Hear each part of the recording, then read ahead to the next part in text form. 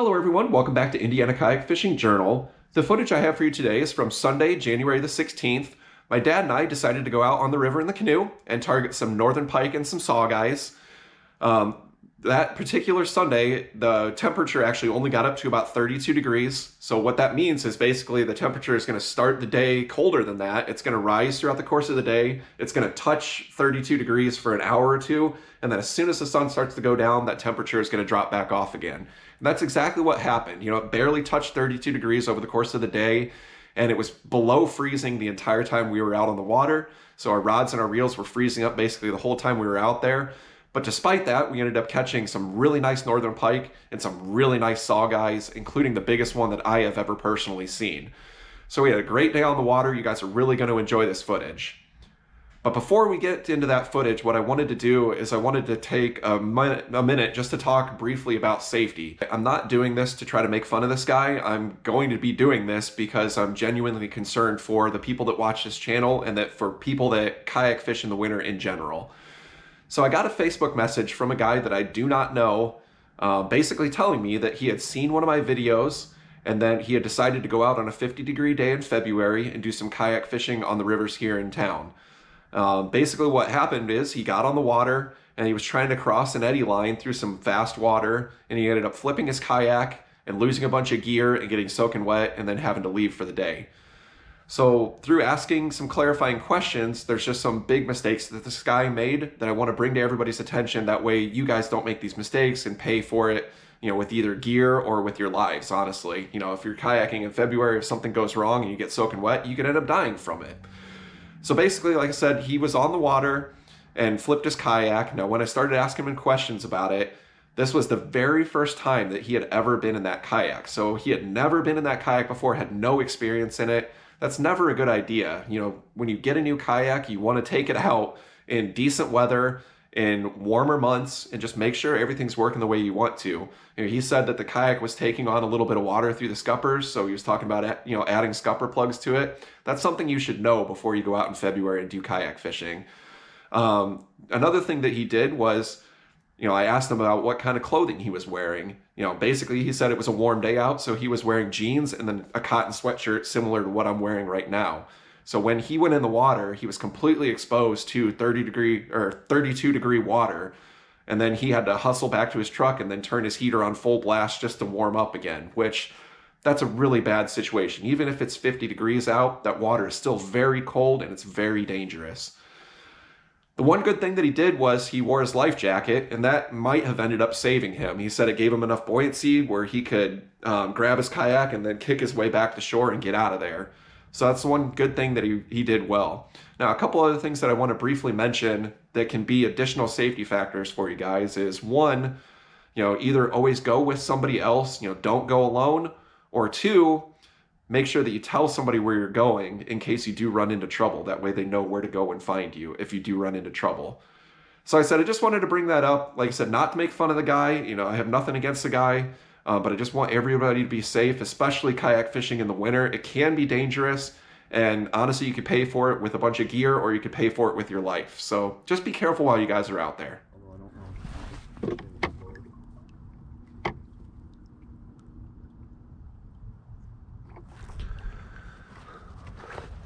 Fish? No, gosh darn it. How are you getting snagged this much? I think you just need to move a little faster. You're probably in a tree or something there. Did it break? There's a fish. They come free. It's a pike too. I was like, dang, there's a fish. Sorry, he's splashing all over. Boy, he's walloped that thing. Yeah, he's tough. Oh yeah. Trying to get it out of there.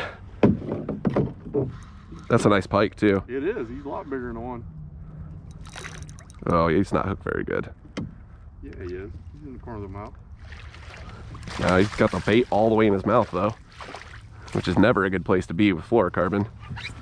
I think it's right inside the corner of his mouth. I think you're just missing it. Oh yeah. No? No? That's definitely all the way in his mouth. Yeah, it is. I don't think so, dude. That was a good bite. Dang. Yeah. Smashed it. Are you recording that, were you? Yeah. Look at that pike. That's Stellar. He's stout, man. Yeah, that's a fat fish. He's got some weight to him for no longer than he is. That is a beauty. Yeah. He's a good river pike. Heavy. Look how fat that thing is. Yeah.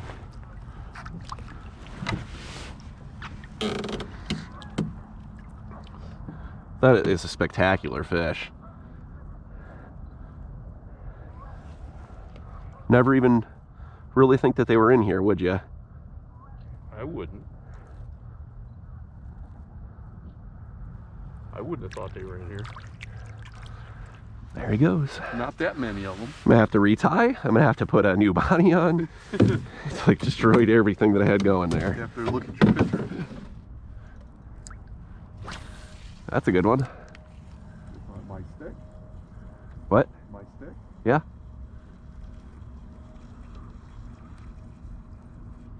Oh, there's fish. That feels like a pike. Yep. Yep.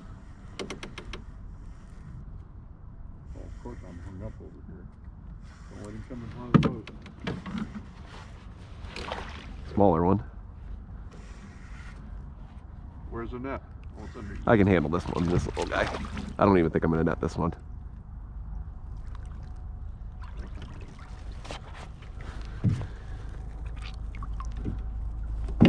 Fat little guy.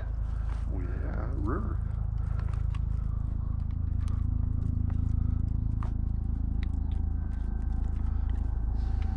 So it turns from the Saugeye to a pike. Yeah, it turned into a pike spot. Little guy. Nice little one though. Yeah, he's a fat one. Whoa, jeez. So one of the patterns that I'm noticing fishing rivers in the winter like this is that northern pike always tend to bite while the sun is still up and the water and the air temps are just that little bit warmer. For some reason that really gets them going, but once the sun starts to drop and it starts to cool off again, they stop biting entirely. So that's exactly what happened in this trip. You know, my dad and I caught 3 pike probably in the first hour that we were on the water. And then the sun started to go down, and then we didn't catch any pike after that. And after that, all we caught was saugeyes. And like I said, that's been a pattern for me this entire winter. Every time I've gone out, that's exactly what's happened. I need to de-ice my rod real quick here.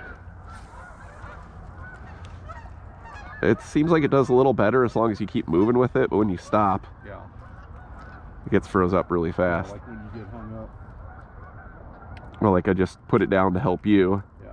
And when I stopped reeling with it, it just, everything that was there just turned to ice. Fish? Yeah, I think so. Oh yeah, it's moving.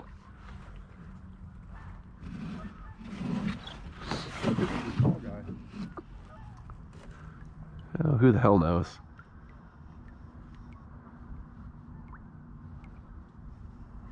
Sure is. It's a saugeye. Yep. Without a doubt. Yeah, decent one. Nice, Dad. Better than I thought he was even. Yeah, he's decent. Yeah. It's not a real big one, but Hey. he's probably an 18. Yeah. You want to hold him or anything, or you just want me to let him go? I'd let him go. Pretty cool looking fish, aren't they? Yeah. Yeah, it's not a 7-pounder, but No. I'll take it. Someday. Pretty sweet, though. Yeah. He didn't hit it very hard. Yeah, you just feel like a dunk. Yeah. That's all it was a dude. Beautiful. Beautiful. Yeah. It's a pretty fish, not a mark on him. Yeah, marbly like that. Pretty cool. See you, dude.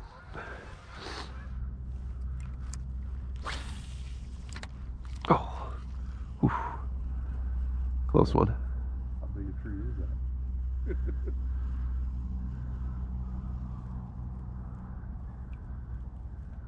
Oh, there's one.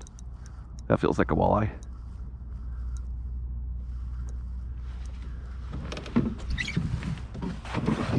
Oh yeah, it's a good one. Beat record? No, but it's a good one. Got him. Okay. Oh yeah, he's a good one. He's a good one. Nice. He's a good one. My rod's frozen. Yeah. Can't get the line to go through there at all. Hold on just a second. Sorry. Trying to get my... Gosh darn it. Come on. There, your bait's out. Jeez. All right. Well, that's one way to get some slack. Yeah. Wow, let's see this guy. That's a good one. Yeah. He's not huge, but that's a 5-pounder. Four. Behave yourself. Yeah, he's 4 pounds anyhow. That is a nice fish. Yeah. Not a mark on him.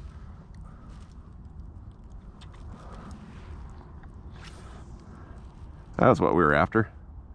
Yeah. That's a nice one.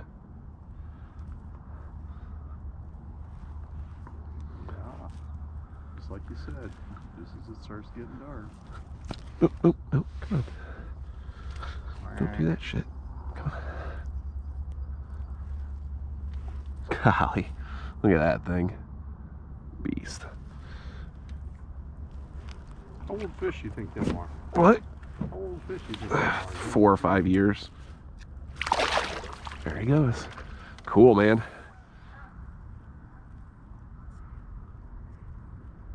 Can't see shit anymore. I can't see anything. I can't even see the ice on the end of my rod. But I know it's there.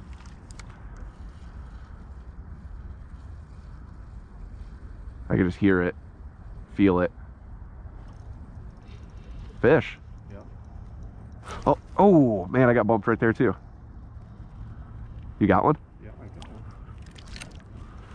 one. Feel good?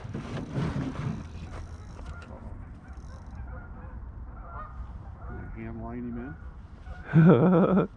I'm serious. Can't reel? Yeah, I don't know. You still got him on? Yeah, you want to hand line him in?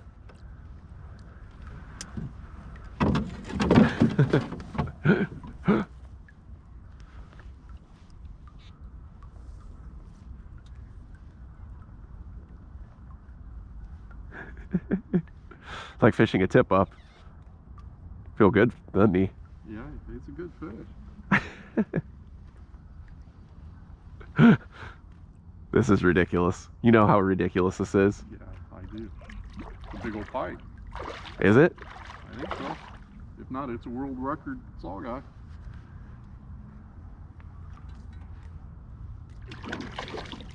It is a big World saugeye. record saugeye. It's a big saugeye, isn't it? Yeah. Hang on to him. Ain't shit I can do. Oh, it is a giant. It is. Oh my god. That is. That's a giant, dude. It is. Oh my god. That's what I said. A little video with you holding him. Look at that saugeye. That thing is just enormous.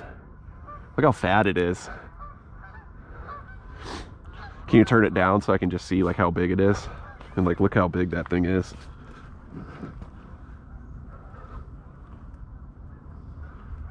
Isn't that a cool fish? Yeah, it is. Let me try to get a picture with this light on real quick, because then I'll be able to actually see what the hell I'm doing. Well, if you get a picture, that'd be. Sorry. Cause he ain't any bigger than that one you had.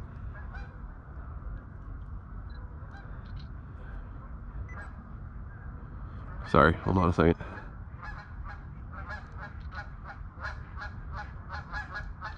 Bring him down here and we'll just put him back.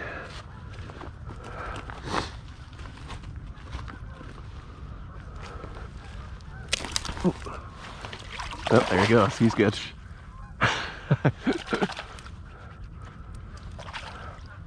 Jeez.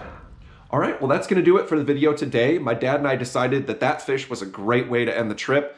That fish was 27 inches long and had a 15-inch girth. If you put that into a length and girth weight calculator on the internet, it pegs that fish about 8 pounds, which is incredible. One of the biggest walleyes, saugeyes, anything like that that I have ever seen personally. It's just incredible what is actually in this river and the size of fish that this river is capable of producing.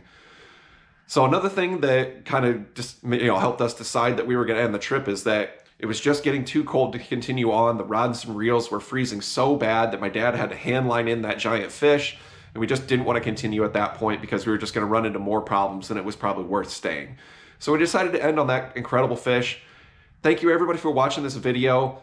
Thank you to everybody who likes, comments, subscribes, shares these videos. I really appreciate it. I'll see you guys on the next one.